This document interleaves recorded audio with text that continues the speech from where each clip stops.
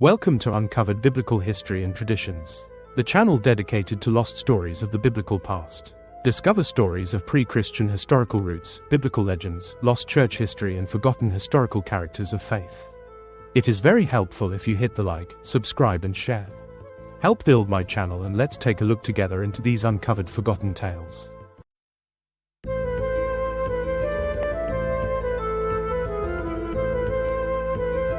Imagine this, it's May 10, 61 AD.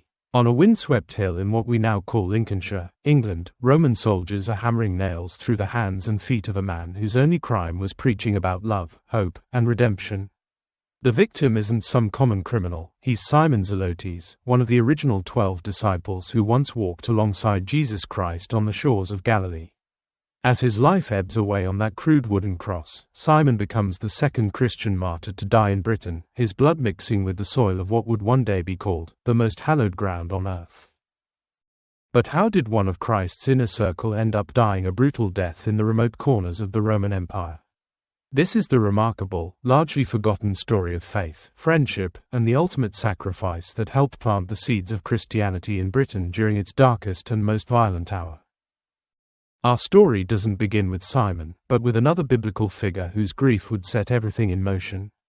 Joseph of Arimathea, the wealthy man who provided his own tomb for Jesus' burial, was devastated. Mary, mother of Jesus, had died, and the weight of loss pressed down on him like a stone. According to Pinson's metrical life of Saint Joseph, written centuries later but drawing from ancient sources, Joseph was bowed in sorrow, reluctant to continue his missionary work. Enter Philip the Apostle, Joseph's dearest friend and perhaps the only person who truly understood the depth of his grief. Philip knew that meaningful work is often the best antidote to profound sorrow. In the rolling hills of Gaul, modern-day France, Philip gently but persistently urged his heartbroken friend to return to his mission in Britain, where Christian communities desperately needed leadership. The ancient text captures this moment with poetic simplicity. Philip bade them go to Great Britain fortunate. Philip was fortunate in his persuasion, but Britain was even more fortunate to receive Joseph back. What Philip understood, and what Joseph would soon rediscover, was that sometimes healing comes not through retreat, but through renewed purpose. Joseph's return to Britain wasn't a simple homecoming. Every time Joseph traveled to Gaul, he returned with what the Magna Tabula Glastonii called another band of recruits. These weren't casual converts, but carefully selected, thoroughly trained missionaries ready to face the considerable dangers of evangelizing in Roman-occupied Britain. The operation was family affair.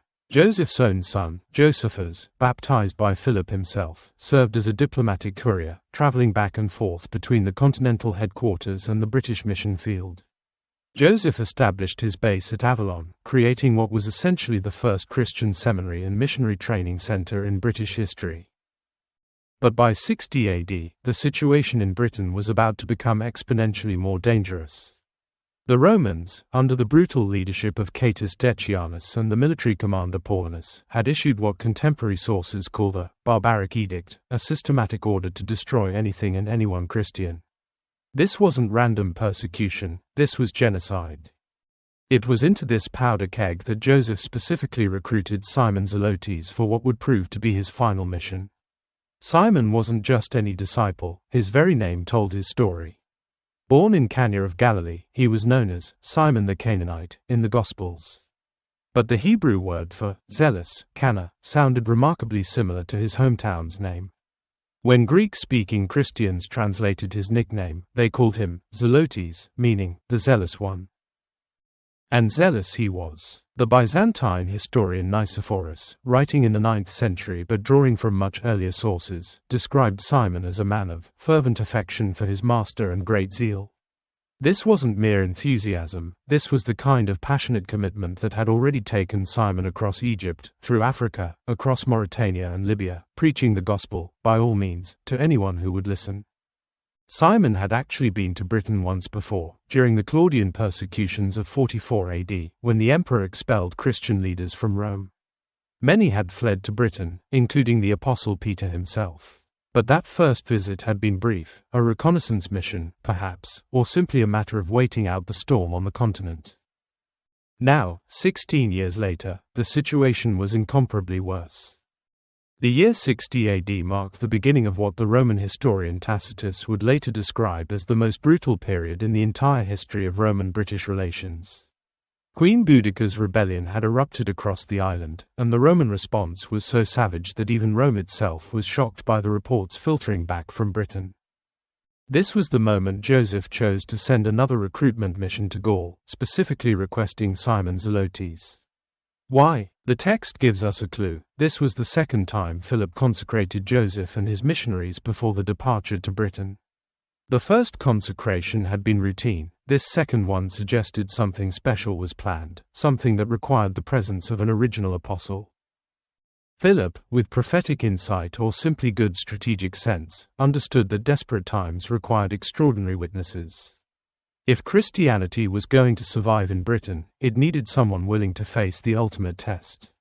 Simon, true to his zealous nature, didn't hesitate. What Simon chose to do next defies all logic and most survival instincts. While any reasonable person would have headed for the relative safety of the western regions where British tribal leaders offered some protection to Christians, Simon made a beeline for eastern Britain, the heart of Roman occupation, where the native British population was sparse and Roman settlers dominated the landscape.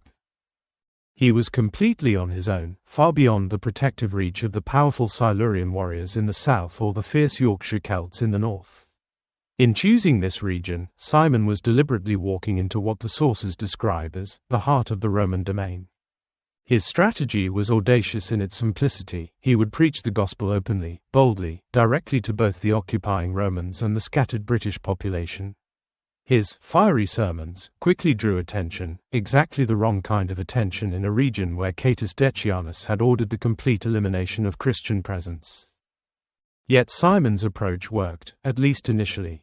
The sources tell us he succeeded in planting the seed of Christ in the hearts of Britons and many Romans who, despite the unremitting hatred of Decianus for all that was Christian, held the secret of the truth locked in their hearts.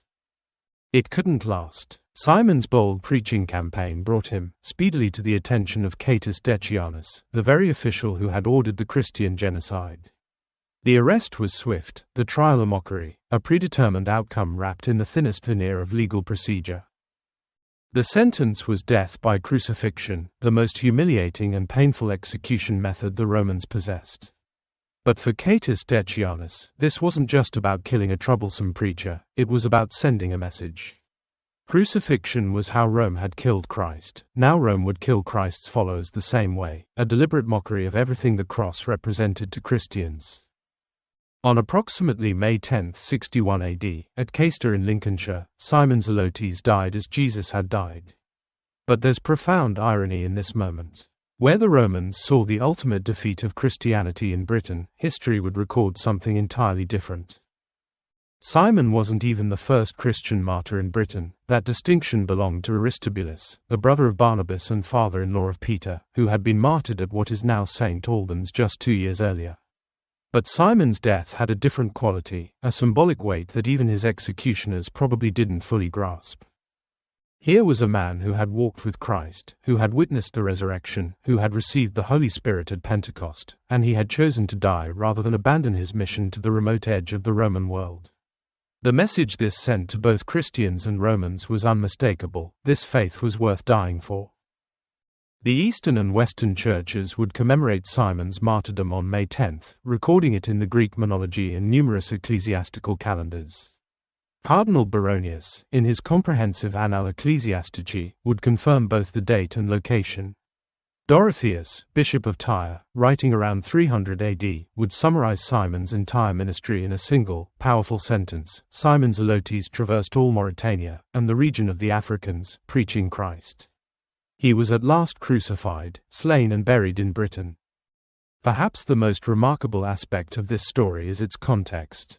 The years 59 to 62 AD, which Roman historians remember as the bloodiest and most shameful in British history, were simultaneously the most glorious years in early British Christianity.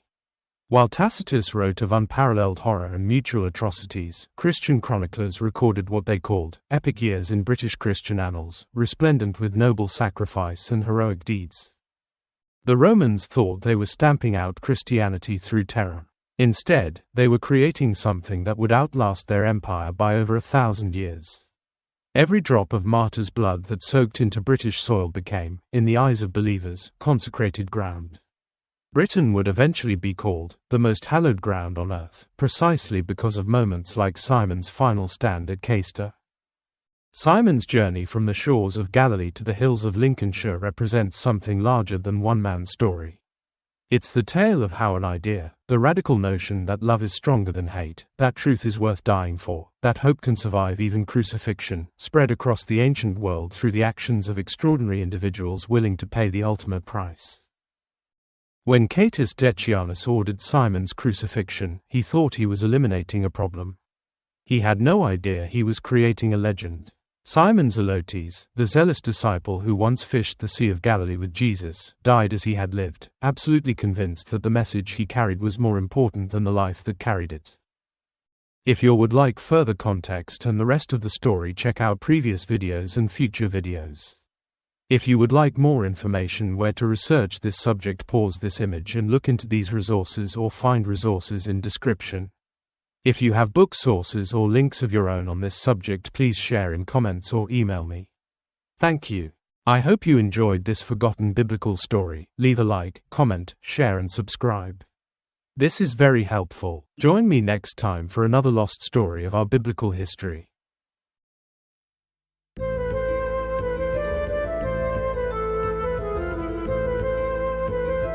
Thanks for watching. If you enjoyed this video, don't forget to like, comment, share and subscribe for more great content. Hit the notification bell so you never miss an update. See you in the next video.